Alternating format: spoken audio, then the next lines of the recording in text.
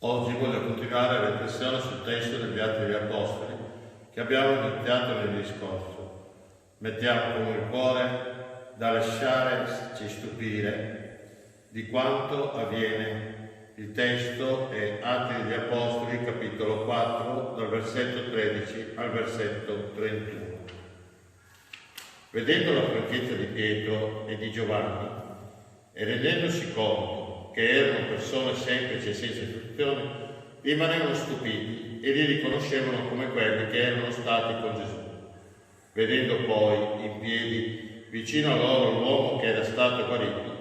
non sapevano che cosa replicare. Li fecero uscire dal Sinedrio e si misero a consultarsi fra loro dicendo: che cosa dobbiamo fare a questi uomini? Un segno evidente è avvenuto per opera loro. Esso è diventato talmente noto a tutti gli abitanti di Gerusalemme che non possiamo negarlo. Ma perché non si divulghi maggiormente tra il popolo, proibiamo loro con minacce di parlare ancora ad alcuno in quel nome. Li richiamarono e ordinarono loro di non parlare in alcun modo né di insegnare nel nome di Gesù. Ma Pietro e Giovanni replicarono: se sia giusto dinanzi a Dio obbedire a voi invece che a Dio, giudicatelo voi. Noi non possiamo tacere quello che abbiamo visto e ascoltato. Quelli allora, dopo averli ulteriormente minacciati, non trovando in che modo poterli punire, li lasciarono andare a causa del popolo, perché tutti glorificarono Dio per l'accaduto. L'uomo infatti, nel quale era venuto questo miracolo della guarigione, aveva più di 40 anni. Rimessi in libertà, Pietro e Giovanni andarono dai loro fratelli e riferirono quanto avevano detto loro i capi dei sacerdoti e gli anziani. Quando udirono questi tutti insieme, innalzarono la loro voce a Dio dicendo: Signore, tu che hai creato il cielo e la terra, il mare e tutte le cose che in essi si trovano, tu che per mezzo dello Spirito Santo dicesti per bocca del nostro Padre, il tuo servo Davide, perché le nazioni si agitarono e i popoli tramarono cose vane, si sollevarono i re della terra e i principi si allearono insieme contro il Signore e contro il suo Cristo.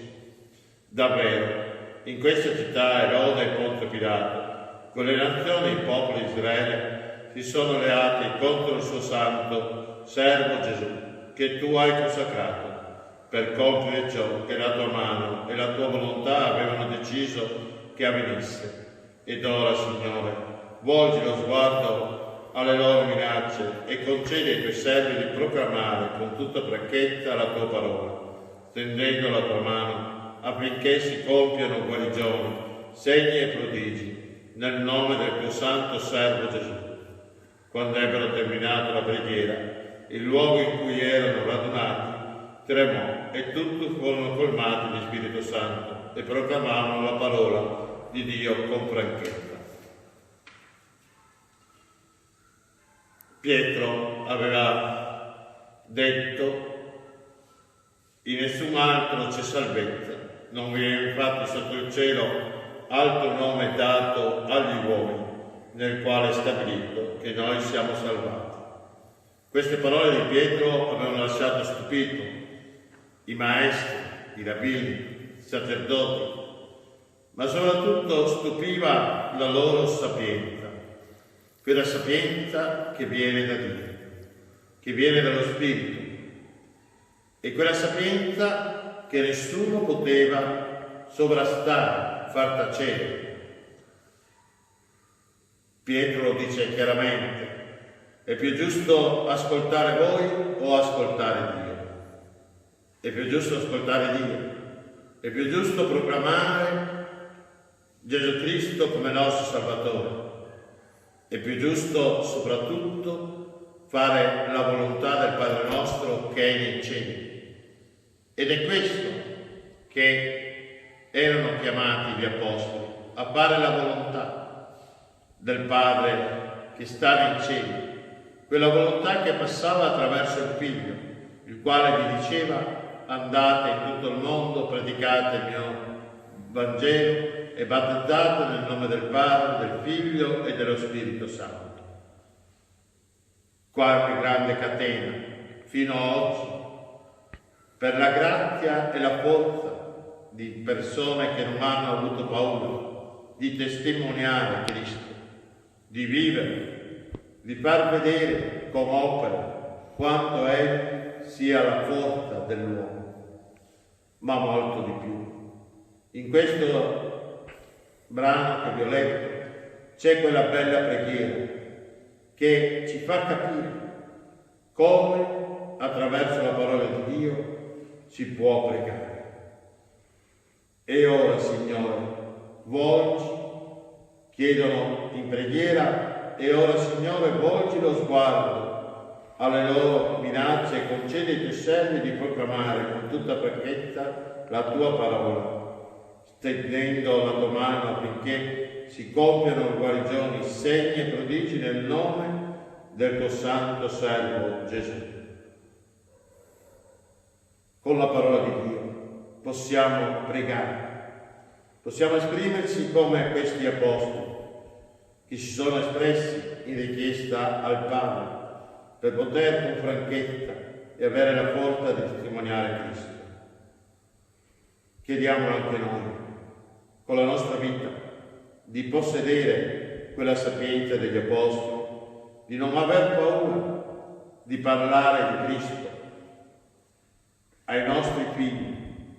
magari prendendo in mano proprio il Vangelo o questo testo che oggi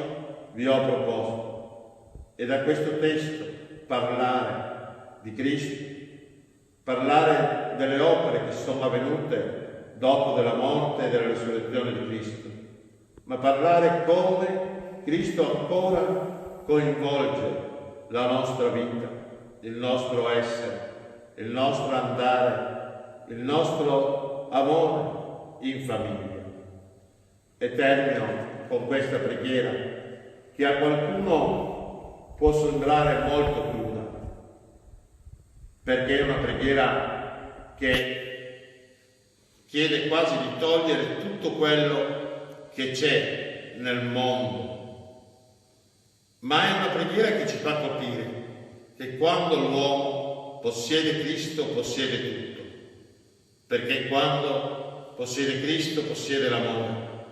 e se possiede l'amore di Cristo allora c'è anche l'amore della famiglia, del proprio compagno, dei propri figli, della propria compagna, c'è anche l'amore verso chi ci è attorno, anche dei nostri nemici,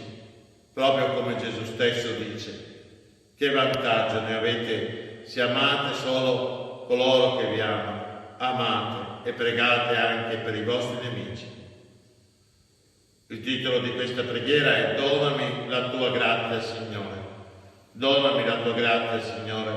perché io non dia alcun valore alle cose del mondo e fissi solo in te il mio pensiero, senza dare ascolto alle mutevoli voci degli uomini, perché sia contento della mia solitudine e non desideri compagnie terrene, perché a poco mi stacchi completamente dal mondo e dalle cure del mondo, sciolgo ogni mio pensiero, perché non desideri alcuna notizia dal mondo e le profezie del mondo non valgono a darmi diletto, perché pensi a Dio con letizia, perché con dolore chiede il suo aiuto, perché cerchi in Dio il mio conforto e il mio appoggio, perché tutti i miei sforzi siano rivolti ad amarlo, perché riconosca la mia pochezza e meschinità e dolcemente mi umili sotto la potente mano di Dio, perché mi dolga dei peccati commessi e per espiarli accolga dolcemente le avversità, perché goda di soffrire qui il mio purgatorio, contento nelle afflizioni, perché proceda per la via stretta che conduce alla vita, perché porti la croce con Cristo, perché non sia dimentico delle cose supreme e tenga sempre dinanzi agli occhi la mia morte che è sempre lì a lato, perché pensi alla morte con familiarità, perché abbia dinanzi agli occhi e alla mente l'eterno fuoco dell'inferno, perché preghi per il perdono prima che venga il giudice, perché pensi incessantemente alla passione che Cristo ha sofferto per me, perché incessantemente lo ringrazi dei suoi benefici, perché riguadagni il tempo perduto e mi astenga da chiacchiere vane e rifuga da punti di vista e da sciocche allegrezze. Gli svaghi non necessari me ne strappi per sempre. Le ricchezze terrene, gli amici, la libertà, la vita, tutto, ne stimi nulla la perdita quando il guadagno sia Cristo. Perché pensi che i miei maggiori nemici sono i miei amici migliori, i fratelli di Giuseppe, non avrebbero potuto farmi con l'amore e la bontà un bene tanto grande quanto quello che mi fecero con l'ostilità e con l'invidia. Così sia. E buona serata a tutti.